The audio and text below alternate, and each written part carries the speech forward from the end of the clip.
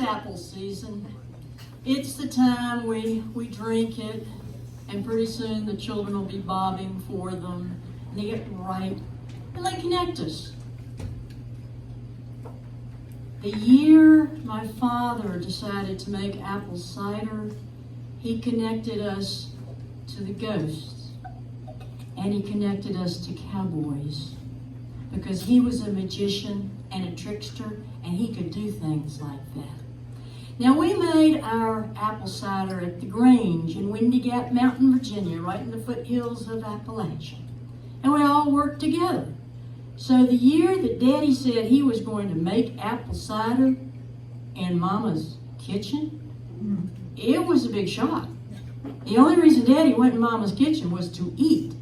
And the only reason she wanted him in her kitchen was to eat.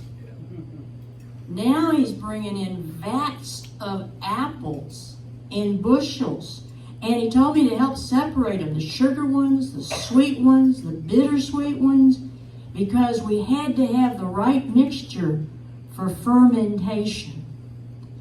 He told me that fermentation was very important, and he'd be adding sugar, and he'd be adding yeast. And I'd be telling you about fermentation, because this place at the foothills of Appalachia in Franklin County, Virginia, is the wettest county in America. There is much sugar sold there even today. So with Daddy bringing in the yeast and the sugar, Mama was getting scowled. She was not liking this. She was not liking having her husband in her kitchen, and she was not liking any idea at all of there being fermentation happening in our house. She did not know that I knew that fermentation led to intoxication. I'd heard that down at the Grange. And she did not believe in intoxication. My mama was a flag-waving member of the WCTU. How many of you know what that means? The Women's Christian Temperance Union was a thing, and my mother was president of the chapter down at the Methodist Church. We did not have fermentation. Well, she came in one day with these beautiful white elderberries that grew down by the stream, and she put some in the pot that Daddy was cooking the apples in and said, "Ghosts like a little taste of elderberry." And I heard that and I went, "Ghost? Ghost in the cider?" And I asked Daddy, I said, "Do ghosts like cider?" And he said, "Oh yes. It's very important that we give the ghosts cider." Well, why, Daddy? They can get right mean. You've never seen a mean ghost that hasn't had its fill of cider. Well, it made sense to me. We feed Santa Claus and leave milk and cookies at Christmas time, so I guess at Halloween you'll leave a little apple cider so the ghost will be good to you. And Daddy said we had to be really careful. A ciderless ghost was just like a cowboy riding through the sky with red eyes, looking for that red cow floating up to the clouds. And then he sang.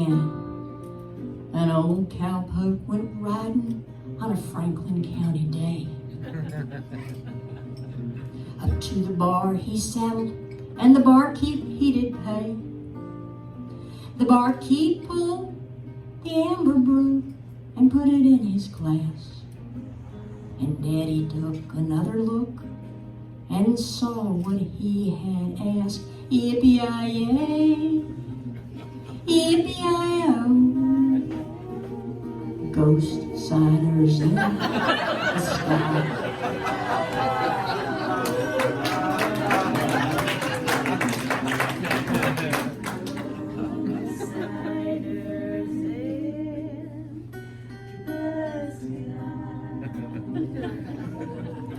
Well, we were forgetting about the fermentation and all, and we were getting involved with our costumes, and Daddy comes home and has these crocks, old jugs, and he said it was time to put the mixtures in the buckets in the crocks, and Mama said, "No, it's not," and he said, "Yes, it is," and she said, "Harmon, yeast takes time." he harumphed, poured the bucket of liquid brew right into the jugs, took them on down to the basement, put corks in them, and we waited. And we're getting our costumes, and we're bobbing for apples. And then in the dead of night, we hear, "Bob!" And a few minutes later, "Bob!" We were scared. I thought maybe those ghosts had come to get us, and I'm going driving down the hallway to Mom and Daddy's room, and my brothers are right behind me. We're all jumping in that bed going, "Daddy, Daddy, is it the ghost? Did the ghost come to get us?" And he sort of had the pillow over his head like he might be giggling, and went to one side, and Mama held us close and said, "No, we were safe. We didn't need to worry." And she wasn't worried. She worried about everything, so I didn't understand it. And then a cannon went off again, and we all sat in bed and shook. Daddy said, "The ghosts are drinking their fill." Well, the next morning we went down to the basement. They were mean ghosts. They must have thrown those jugs everywhere, because there were shards of old jugs and ceramics, and it was just a river of cider running through the basement. It took forever to clean that up. Now, I did not understand what had happened until 20 years later. When I had left Virginia, as I explained, Mama was not happy about that. She was even less happy to find out I was living on 20 acres with a bunch of hippies out in Springdale, Washington. Well, one of the boys, one of those hippie boys, had been reading Whole Earth Catalog and how to make her own beer. And we were living right out in the meadow building a log cabin. It's the same, it's a hippie story. So we all had to drink Mickey beer. Those green bottles with a wide mouth so the cork would fit in them. And he mixed up the apples. We're out there in Wenatchee and Chelan, and we got apples. And he added the yeast, and he added the sugar, and he mixed, and he let them sit, and he let them sit, and he poured them in the Mickey bottles. And our refrigerator was a little stream that ran by the wood stove that was out in the middle of the meadow. Mama thought we were doing God knows what out there. And then one night, we're all snuggled on the tamarack trees out in eastern Washington. Boom! There were hunters out there, so I thought, we're going to be in big trouble if somebody's looking for deer. Boom! Uh-oh. Well, what do we do now? And somebody called from their tent, anybody hear that? Boom! And the hippie boy just called back and said, "It's the corks. It's just the corks." And the next morning, there were the Mickey bottles, all broken. It took us forever to get the glass. And the popping went on for a few more days. And I went, the ghost ciders followed us to eastern Washington.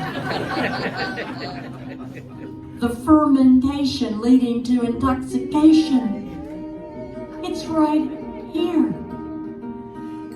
And Mama would figure we just got what we deserve, because any hippies living out in the middle of eastern Washington must be doing the devil's work.